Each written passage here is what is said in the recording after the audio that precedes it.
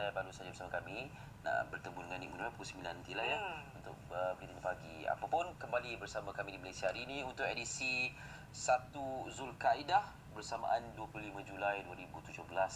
Raya dah habis. Teruskanlah, kalau ada rumah pejabat terbuka silakanlah ya. Tapi jangan stres. Jangan stres ni dia boleh berlaku apa saja perkara. Betul.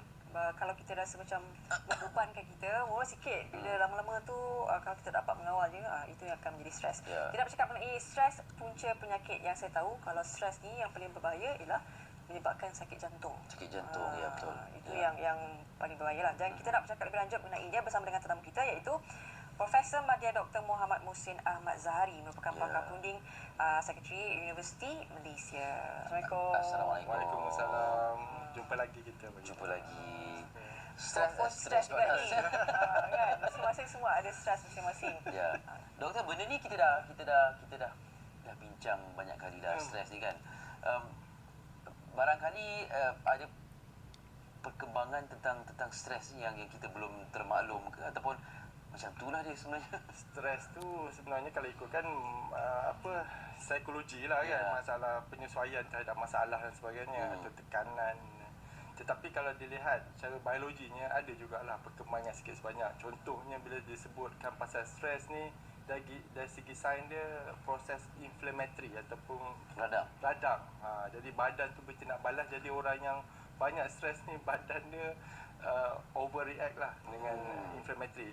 Contoh paling mudah kita lihat, orang yang selalu stres dia ada je penyakit, contohnya macam sesama lah, yang kecil-kecil lah. Jadi bila dia radang, sistem imunisasi tu dia bertindak balas. Jadi dia dapatlah penyakit-penyakit yang ramai, penyakit sesama dan sebagainya. Jangkitan kuman yang simple lah. Dan itu satu di mana kita lihat kalau proses radang atau inflammatory ni lama-lama panjang sangat, dia boleh jadi kemurungan lah pula.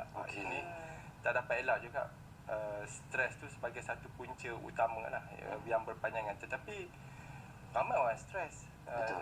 Saya pun mungkin ada stres, semua ada stres kan. Cuma macam mana kita tanganinya paling penting. Dan kadang-kadang stres tu puncanya daripada individu, karakter, personality seseorang. Jadi dia orang perfectionist, perkara kecil pun dia dah jadi stres. Tapi orang yang alah tak apa, relax lah kan. Dia tak ambil kisah sangat. Contohnya time management pun, kalau lari pun dia okey je, dia ambil je. Macam contohnya dah ada appointment, 2-3 appointment pada satu masa.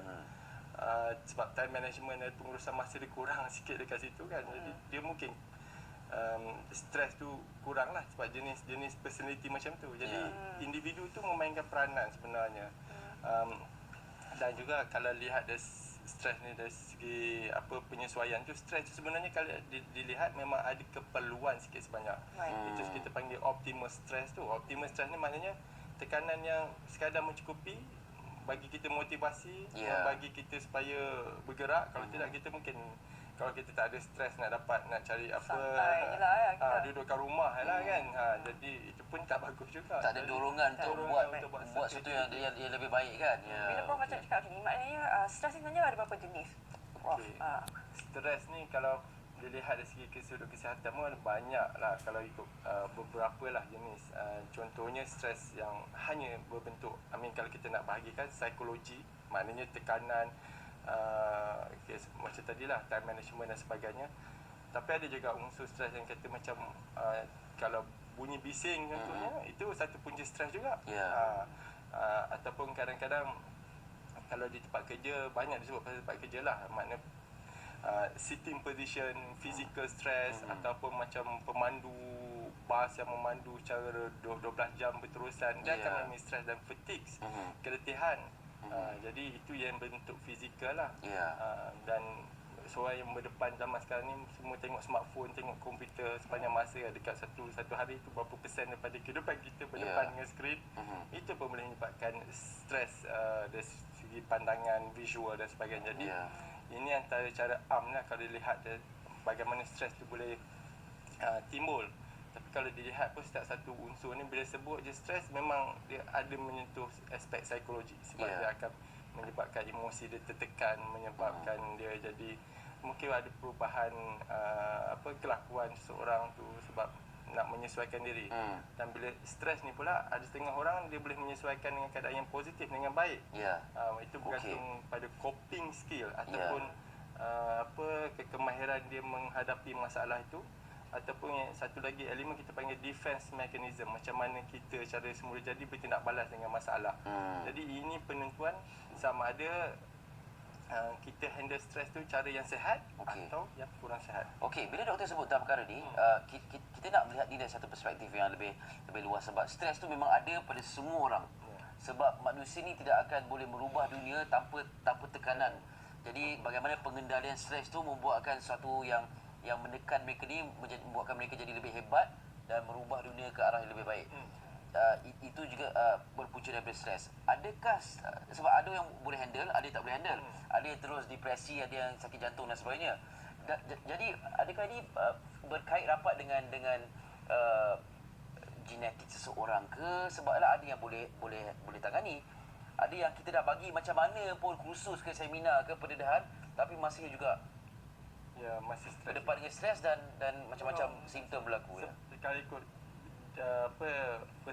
personality contohnya, memang ada dikatakan bahawa daripada personality trait. Personality trait ni bukan sekadar pengaruh persekitaran mana tempat kita duduk dengan ibu bapa kita selama berapa puluh tahun, akhirnya kita menjadi kelakuan seperti itu, tapi ada juga faktor genetik. Maknanya faktor memang contohnya ibu bapa dia jenis impulsif contohnya, buat sesuatu tu mungkin kalau marah dia cepat tindak balas sebagainya. Jadi mungkin anak tu boleh terikut pada keadaan sama, mewarisi genetik yang sama.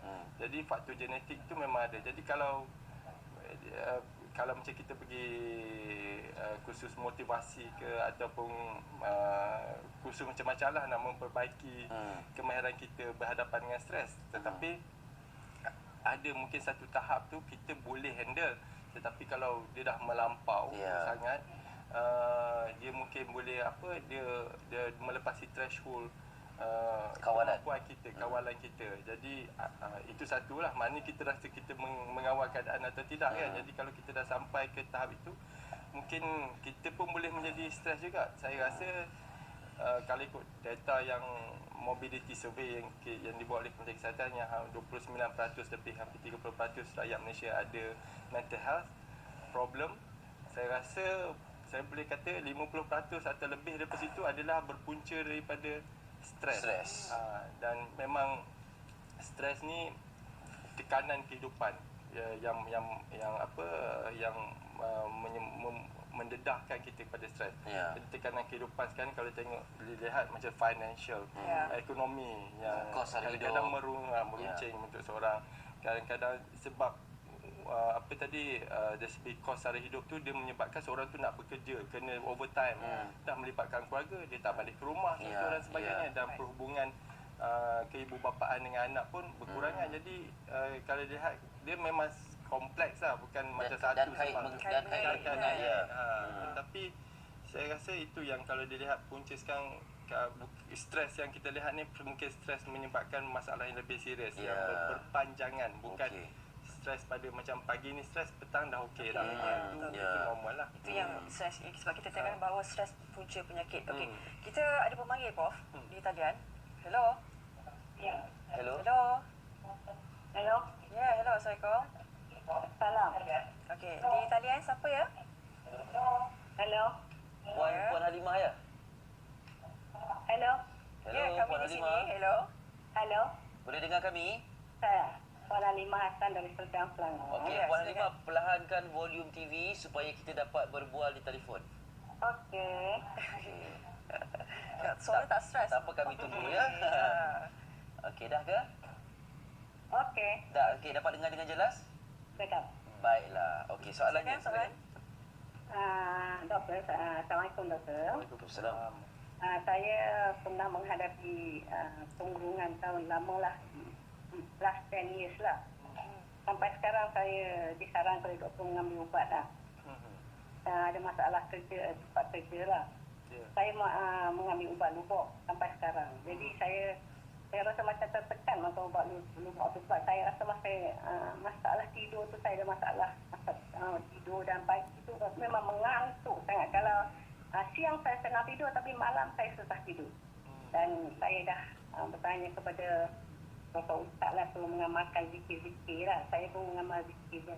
Nampaknya boleh tahan juga lah. Tapi macam pengurungan ni lama sangat. Saya rasa more than 10 years saya alami. Jadi macam mana saya nak menghadapinya. Tapi saya memang rasa mengantuk siang. Tapi kalau saya masuk kuliah, duha ke apa, saya boleh concentrate. Tapi lepas tu saya mengantuk balik. Macam mana nak menghadapi masalah tu? Puan, ini mengantuk sebab malam tak boleh nak tidur ke apa? Tak boleh juga. Tidur malam susah sikit nak tidur. Okey. Macam-macam zikir saya baca. Susah dalam 1-2 pagi baru saya dapat tidur. Jadi bila bangun pagi tu, bila Yelah, tak cukup ya. Kita sembahyang kat masjid lah awal. Tapi tak dapat mengantuk sangat sampai kadang-kadang saya semayangnya macam dalam tidur semayang subuhnya.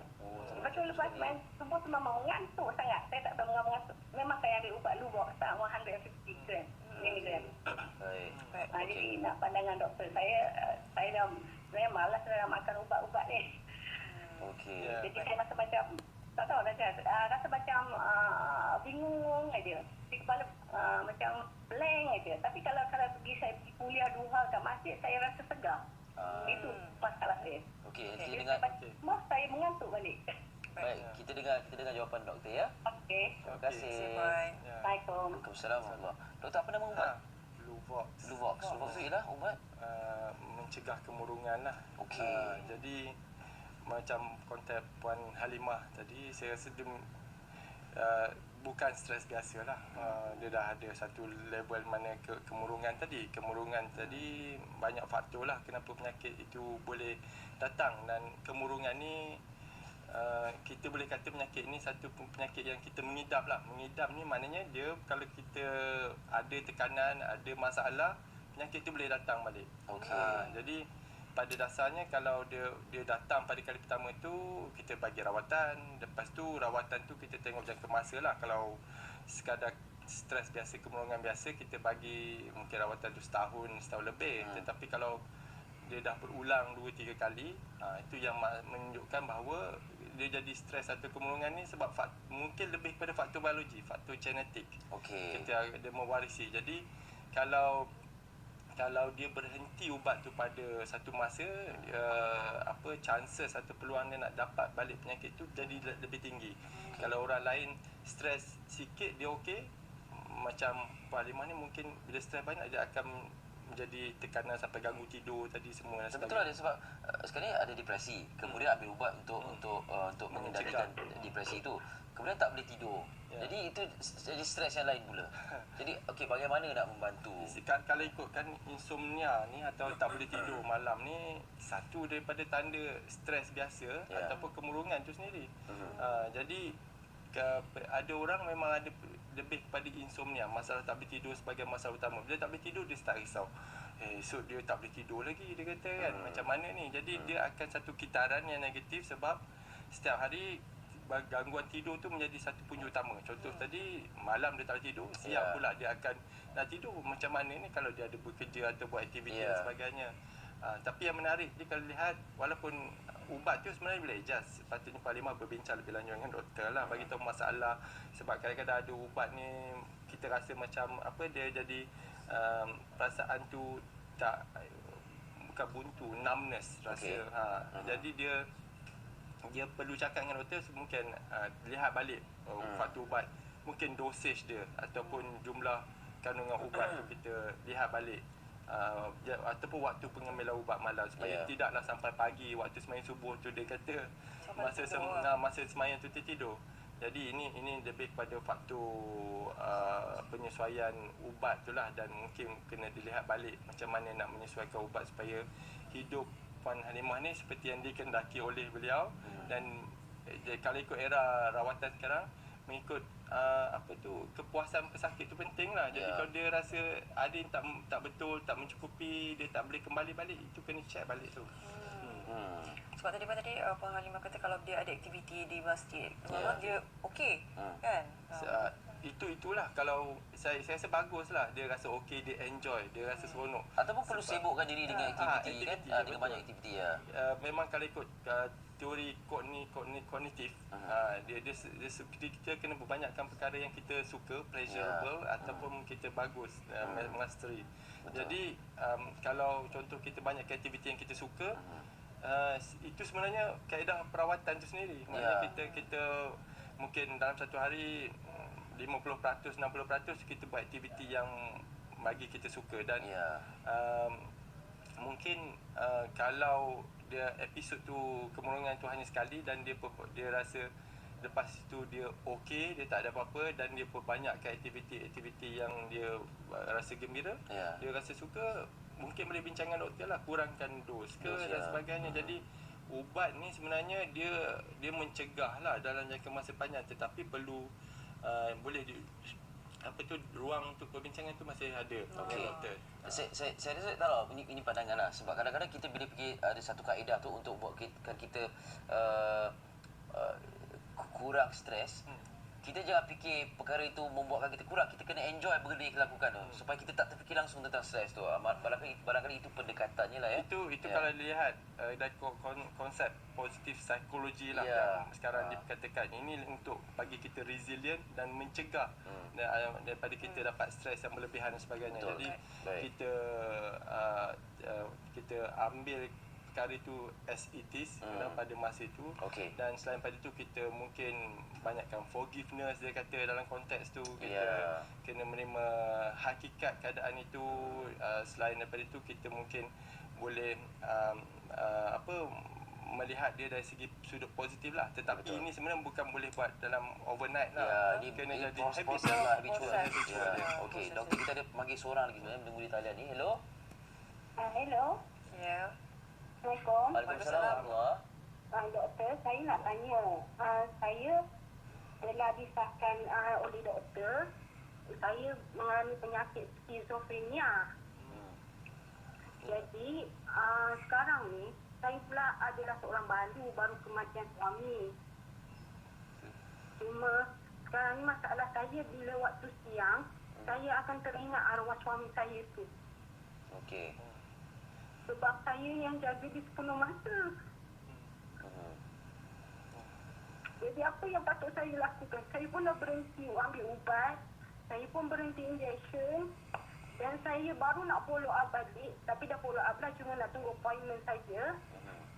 Jadi apa yang harus saya lakukan pada waktu siang tu? Puan Maisarah, bila didiagnose ada skizofrenia ya? Sebenarnya saya dah lama sakit. Tapi disebabkan saya bekerja masa tu, jadi tahun 2015 tu saya perlu jumpa doktor lah di hospital kerajaan untuk ambil MC ke apa laporan perubatan lah yang mengatakan saya ni ada masalah. Okey. Suami meninggal bila? 9 hari bulan 7. Baru sangat tadi. Baru sangat. Oh, takziah diucapkan. Okey, tak apa. Nanti kita dengar penjelasan daripada doktor ya. Ya. Terima kasih. Ya. Itu dia. Lepas satu perkara. Itulah dia. Ya. Itu saya rasa memang siapa-siapa pun akan mengalami keadaan yang sama, tapi ada yang lebih serius lah. Yang apa masalah kita panggil grief ataupun selepas kehilangan seseorang dan sebagainya. Jadi bila dia ada macam masalah suami dia meninggal dan sebagainya, itu boleh menyebabkan penyakit tu menjadi lebih serius balik. Ini maksud saya tadi bila sebut kalau tu ubat tu dia kena, sebelum tu kalau dia makan ubat mungkin dia lebih rendah keadaan stres tu. Tapi kalau dia tak ambil apa-apa ataupun berhenti ubat, penyakit tu boleh lagi serius. Tapi saya dalam konteks Puan Maisarah tadi, saya rasa beliau kena berjumpa dengan seorang. Dia tidak boleh memendamkan. Sebab tu kita ada tema hari tu kata let's talk tu. Kita luahkan, kita kena bercerita. Sebab kalau kita pendamkan, terutama saya faham macam ada skizofrenia ni kadang-kadang dia tak berapa selesa jumpa orang, dia lebih suka pada diri dia sendiri. Jadi dia suka layan perasaan dia, menyebabkan lagi bebanan emosi tu lagi berat. Jadi stres yang dialami tu akan menjadi lebih serius. Jadi saya rasa kena ada seseorang untuk bercakap. Dan macam tadilah, perkara ni masih baru terjadi dalam 2 minggu 3 minggu lepas. Jadi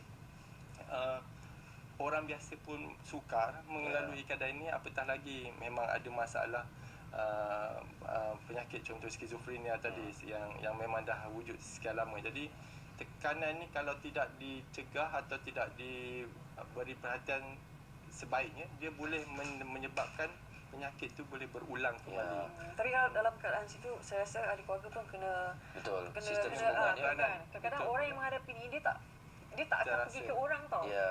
Maknanya bila kita dah tahu seseorang kan, orang terdekat ada dalam keadaan masalah seperti itu, kita yang kena pergi dekat Ahli mereka. keluarga, rakan taulan kena pergi menghampiri dia dan bertanya apa masalah, terutama saya rasa macam puan tadi, dia mungkin sudah menyendiri contohnya, Betul. dia rasa, saya rasa tidur mungkin terganggu dan sebagainya. Jadi ini kalau orang lain ada ahli keluarga yang dapat mengesan keadaan seperti ini, jangan biarkan macam tu. pinggirkan mereka. Jangan pinggirkan sebab jangan sampai dia rasa hidup ni dah tak berguna dan sebagainya. Kita tak mahu sampai ke tahap seperti itu. Ya. Okey. Sebenarnya perkara ini bercambah kepada perkara-perkara dan juga penyakit-penyakit yang lain. Dalam keadaan yang serba mencabar ni, sebab kita tahu ada yang boleh mengubah stres dia menjadi positif, ada yang tidak berkepan. Tapi itu dah, adakah bagi pandangan doktor itu kira lumrah lah, memang ada yang boleh, ada yang tak boleh, ataupun macam mana sebenarnya? Kita kalau lihat stres tu atau tekanan tu sebenarnya bergantung pada individu. Jadi kalau kita rasa tertekan, kadang-kadang perkara itu ada penyelesaiannya, problem solving kira approach kan. Maknanya kita lihat masalah tu, kita berbincang dengan orang, itu penting. Jadi kadang-kadang pendapat kita sendiri mungkin tak nampak jalan keluar kita cakap tadi kan, ataupun kita tak perasan apa yang berlaku pada diri kita. Tetapi kita mungkin kalau kita tertekan, bercakap dengan seorang, mungkin seorang tu boleh bagi pendapat dia dan kita realise benda itu bukan the end of the world, mungkin di penghujungnya kan. Jadi ada lagi cara lain, ada pendekatan lain. Jadi saya rasa kalau pada peringkat pertama tu kita beranggapan bahawa sudah tak ada harapan dan tak ada jalan keluar, saya rasa itu kurang mungkin pada masa itu dipengaruhi dengan kemurungan, dengan stres dan sebagainya, tak nampak jalan keluar tu. Tetapi apabila kita dah lebih relax ataupun kita bercakap dengan seorang, kita akan mungkin lebih terdedah bagaimana nak menyelesaikan masalah itu. Itu Okey. sokongan dengan orang sekitar lah. Diperlukan juga selain daripada ahli keluarga, rakan-rakan. Bila kita berhadapan dengan masalah tu, kita perlukan sokongan sendiri selain daripada kita sendiri yang balik kepada asal. Betul. Sebab lebih pentingnya kadang-kadang orang yang mengalami itu tidak tahu yang dia sedang mengalaminya. Betul. Itu yang paling bahaya. Jadi yang nampak macam kelakuan ataupun tabiat yang mungkin menggusarkan tu, barangkali boleh membantu terus. Doktor, terima kasih banyak-banyak atas perkongsian ini. Sebenarnya memanglah topik ini perlu ada seminar ataupun conference untuk mengulas lebih lanjut, tapi kami harapkan ada dapat maklumat terutamanya pada dua panggil yang menghubungi kami tadi, Profesor Madya Dr. Muhammad Muhsin Al-Azhari, pakar perunding Psychiatry Universiti Malaya bersama kita. Terima kasih banyak-banyak. InsyaAllah jumpa lagi siaran kita. Terima kasih, Prof. Nak berehat seketika? Kita nak berehat seketika, selepas ini nanti